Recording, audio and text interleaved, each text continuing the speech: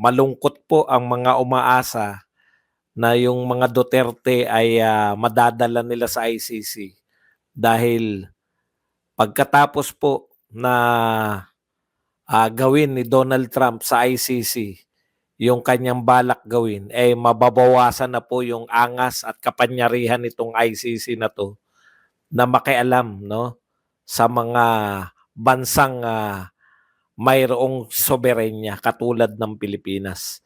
Bigo na naman po, no, yung mga ang tanging pag-asa lang po para maparusahan si Pangulong Duterte ay sa pamamagitan nitong ICC kasi wala naman po silang malinaw, no? Panay hearsay lang po itong kanilang at propaganda lamang yung ikinakaso nila kay Pangulong Duterte sa Pilipinas. Hanggang press lang po, hanggang media lang po. Wala pa pong kinakaso hinggil po dyan sa EJK at sa war on drugs kay Pangulong Duterte. Yung kaisa-isa po na inaasahan nila na ICC, eto po, kapapasok lang po na balita, paparusahan ni Donald Trump. Hindi po dahil kay Tatay Digo. Nangaasar lang po tayo nung mga una, no? Inaasar natin itong mga tagapamandila ng ICC dito sa Pilipinas.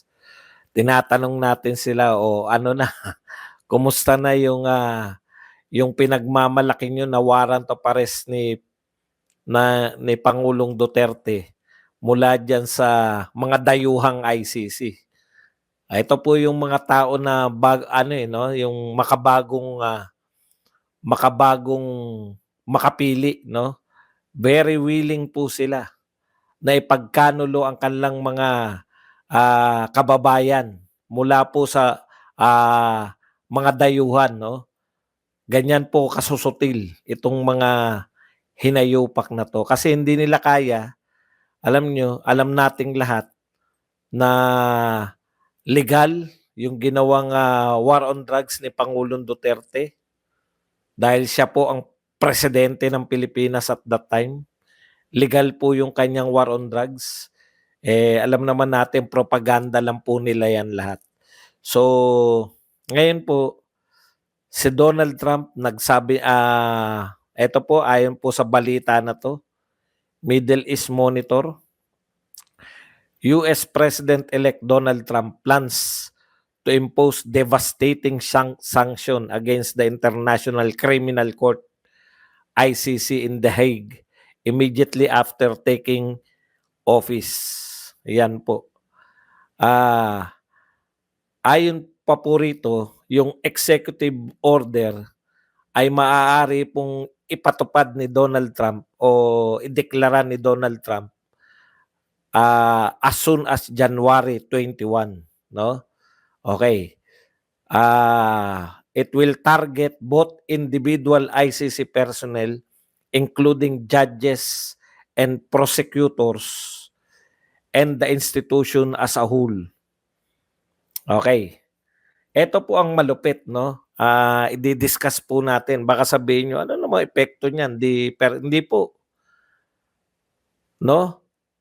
Hindi, kung papansinin nyo po, ngayon po nangingilag na buong mundo kay Donald Trump. Yung mga ang daming sinasabi kay Donald Trump before siya kasi akala nila mananalo si Kamala eh. Lahat na po ngayon nagtitiklupan na. Yung mga bansa po sa Europe, medyo sumisip-sip na po kay Donald Trump. Hindi po natin maialis, no? Superpower pa rin po ang US sa kasalukuyan, no? Angat na angat pa rin po yung military might ng US. Siguro kung mayroon pong distant second sa kanyang military might, yung China yon, no? Kaya po itong mga European countries nagtitiklupan na po ngayon. Ngayon, ito po, bakit po apektado sila sa gagawin ni Donald Trump, pati po yung treatment nila dito sa ICC? Ito po yun, no? Executive orders, hindi.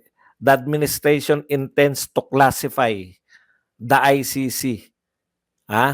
Ika-classify po nila o ituturing po ng administrasyon ni Donald Trump. Thank you very much kay Haslinda na nagbigay ng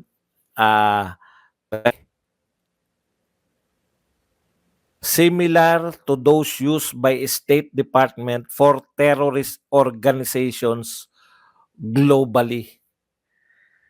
Ayun, no? Parang similar, parang katulad ng deklarasyon na yung grupo na yan para kang dineklara na terrorist organization. Okay, refresh lang po kayo pag nangyayari yan. Ako rin Okay, ulitin po natin yung ano, no? Ulitin po natin. The administration intends to classify the ICC as organization threatening US interests. So, idideklara po ni Donald Trump na yung ICC ay organisasyon na threatening US interests. So, katulad po yan ng pagdedeklara sa isang organisasyon na isang terorista. Okay? So, ano po ibig sabihin niyan pag dineklara po na against US interest? Ibig sabihin, yung mga bansa na kumikilala pa dyan, no? Magkakaroon din po ng, kumbaga, sinabi na nga na US na wag nyo, yung organisasyon na yan, wag kayong makikisama na dyan dahil yan ay against sa amin. Okay. So magbibigay kami ng sanction dyan. Sino mang bansa yung makikipag-ugnayan pa rin sa ICC ay medyo magiging masama po yung dating sa US. Parang nakikisama kayo sa bansa, sa isang organisasyon na nagte-threaten sa amin bilang US. Okay. Kaugnay ito ng pagdedeklara o pag-i-issue ng ICC ng mga warrant of arrest sa kaibigan ng US na si Prime Minister ng Israel, Benjamin Netanyahu. Alam niyo po, noon pa, nung unang presidente pa si Donald Trump, talagang isa po yan sa ano niya, no, ipagtatanggol niya yung Israel. Wala naman po tayong pakialam sa sa gusto niyang gawin sa buhay. Pero natutuwa po tayo kasi po hindi lang po ang epekto niyan sa US, no? Ang epekto po niyan, lahat ng mga kaalyado ng US, lahat ng mga kaibigan ng US, medyo mag-iiwas po diyan kung ayaw ninyong kayo ay madamay sa galit ng US dito sa ICC. Okay. So, kawawa po, pag tayo po nagpatuloy tayo sa pag-entertain dito sa ICC, mas lalong mababadshot itong si BBM. Kasi hindi niya kaya eh. Hindi niya talaga kaya yung mga pinsan niya eh. Salita-salita siya, no, tungkol po sa na walang jurisdiction yung ICC. Alam niya naman na walang jurisdiction dito sa atin, pero inaalaw niya yung mga investigation ng Congress para ang direksyon kasi niyan para kung hindi man direktang makapag-imbestiga yung ICC rito, magamit yung investigasyon sa Congress ng kanilang korte, lahat ng mga ebidensya ron. Ang problema, hindi po papasa yung investigasyon ng Congress dyan po sa ginawa nila sa Quadcom. Hindi po uubra yan na maging ebidensya yan dahil nakita nyo naman one-sided. One-sided po yung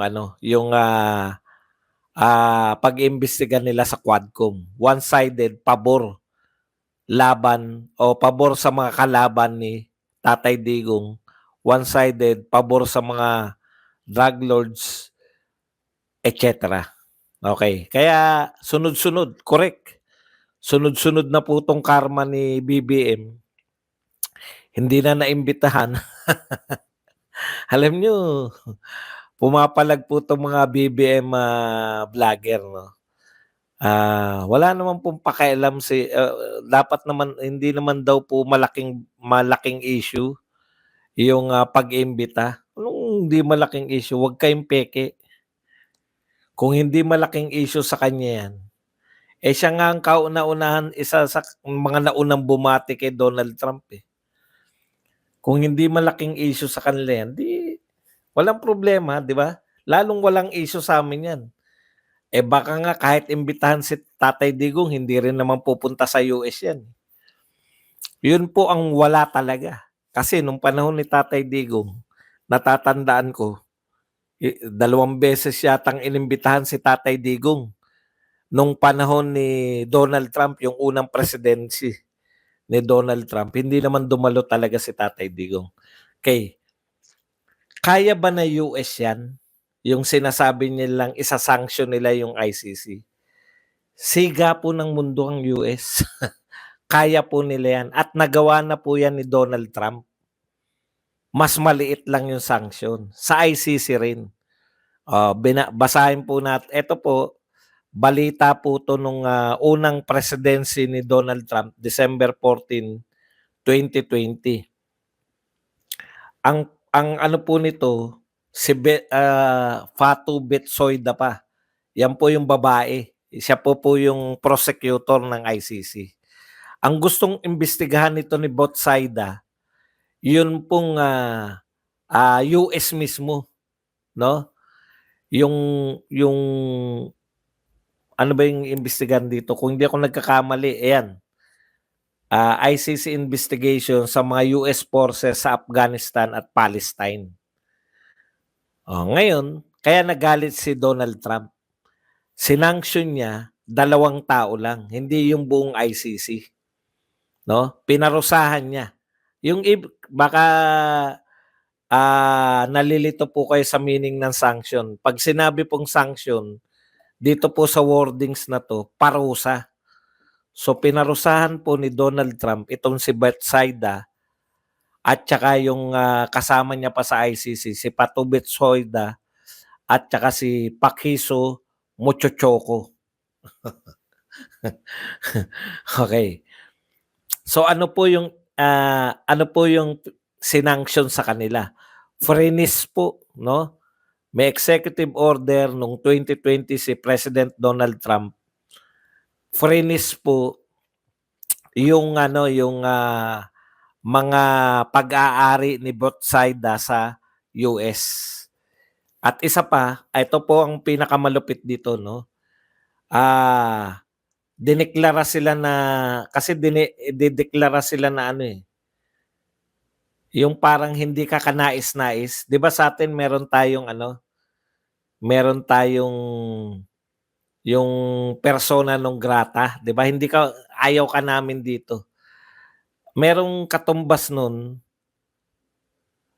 ano ba yung tawag dun, SDN, Specially Designated Nationals, o yung tinatawag na Black Persons List. Person lang po 'to, So, blacklisted po sila sa Amerika. Okay, ang tawag po sa kanila SDN or Specially Designated Nationals. 'Yan, 'no? Na-block kayo, ayaw namin sa inyo. Pero dahil may mga kayamanan sila sa US, freeze ngayon. Hindi mo puwedeng gastusin. Kung may ari-arian ka, hindi mo puwedeng ipagbili. Naka-freeze yung asset ng, prosecutor ng ICC noon, nung panahon ng unang presidency ni Donald Trump. Ngayon po, ang balak parusahan ni Donald Trump, hindi na lang po yung si Khan, yung prosecutor. Ang balak pong parusahan na ni Donald Trump ngayon, yung buong organisasyon na ng ICC, kasi masyado ng sutil. Masyado na silang nakikialam sa mga sovereign nations. Hindi po member yung US, 'Di ba? Same sa Pilipinas. Hindi nga kami member, bakit nyo kami imbestigahan? So magpe-flex lang po ng muscle tong si Donald Trump. At yan po. Ngayon, kung kayo ay na-declare na SDN ng US, kadalasan po ng blacklisted sa US, kahit yung property mo nasa ibang bansa, wala sa US, kadalasan po, yung mga bangko, halimbawa, ang pera mo nasa France, may bangko ka sa France, sasabihin mo, wala naman sa US, hindi ako apektado. Hindi po. International po yan. Kadalasan po, kinikilala ng mga bansa, lalo na ng mga Europeans, yung mga sinasanction ng US. Kasi takot sila na sinanction ng US, tapos ikaw, makikipagtulungan ka sa kanila. Yun yung ano na, yun yung magiging problema ng ICC ngayon. O ngayon, kumusta na uli dito sa Pilipinas? Kumusta na yung mga tagapagsulong ng ICC dito? Banggain niyo si Trump.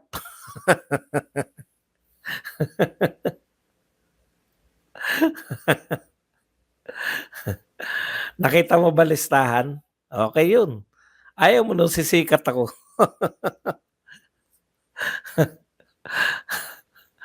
Ano po yan eh. Badge of honor po yan. Yeah? Badge of honor po namin yan pag napatawag kami. Biruin nyo, hindi nga ako sikat eh. Konti lang nakakakilala sa akin, bigla nila ako papatawag. Di sumikat ako bigla. Okay nga yun. Ang kukulit nyo naman. Okay yan nga yun dahil sisikat nga ako. Ano magagawa mo? Alam nga naman magtago ka, di hinuli ka. Pag ikaw pinatawag ka sa Congress, pumunta ka ron. Pag tinanong ka, sumagot ka. Pag hindi nagustuhan yung sagot mo, di kukulong ka.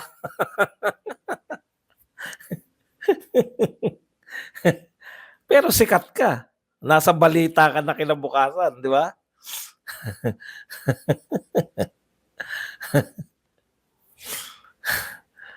Sige na, i-quote nyo na si Trillanes ngayon. Malalapit na yan, 2021, putya, meron na kagad executive order. Kayo ang hahantingin ni Donald Trump. Tama. Bakit ba nagsisikat yung mga yan? Di ba? Kailan ba sumikat yung mga...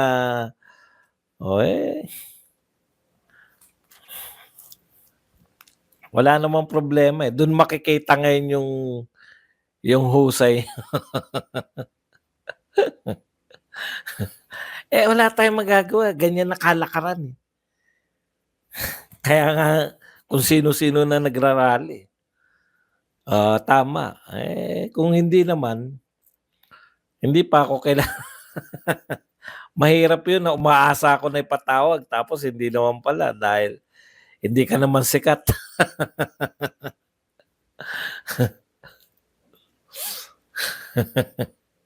Okay, punta na po tayo rito sa reorganization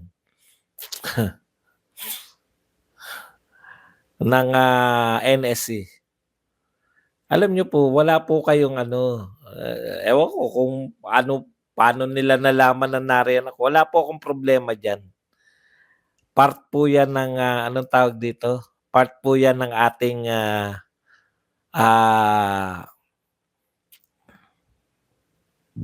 ng trabaho, risk ng ating trabaho. Okay, ito po, si Orlando De Leon. Ibig sabihin, kung kami na ngayon na nagre-risk, yung mga media po ay safe na, wala na talagang kwenta yung media.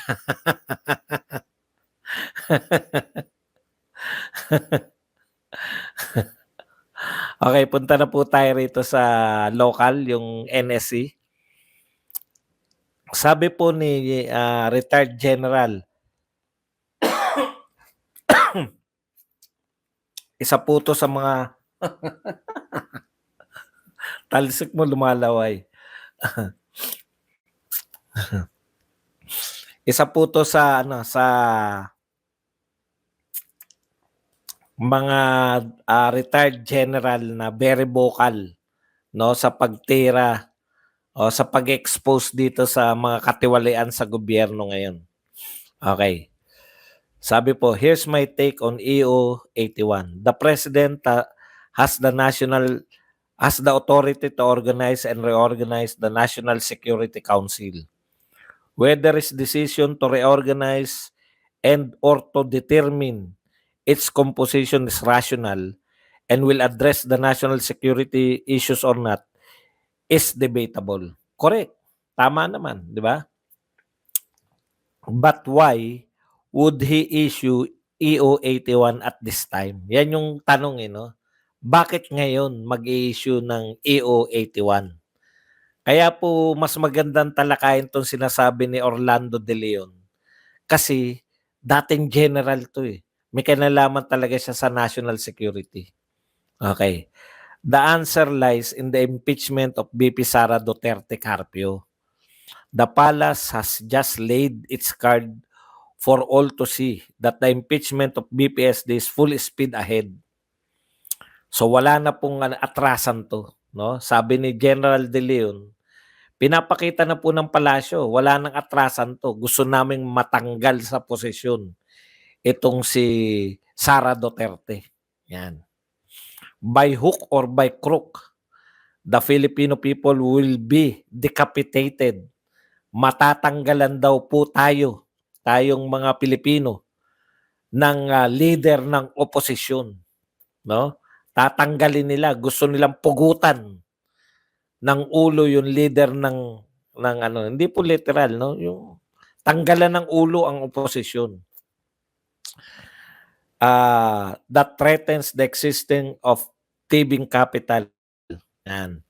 Na dahil si BP Sara po ang threat dito po sa mga magnanakaw sa gobyernong ito. Tinatagalog ko lang to kay Orlando De Leon to. Who lasts for absolute and perpetual at na masisiba sa kapangyarihan. Ayaw nung naranasan pong makaupo sa Malacanang, halos ayaw nang bumitiw. Knowing the anticipating the violent reaction that the impeachment would generate. Ayan po, no? Alam na nila na ito pong impeachment ay magdudulot to ng mga kaguluhan, no?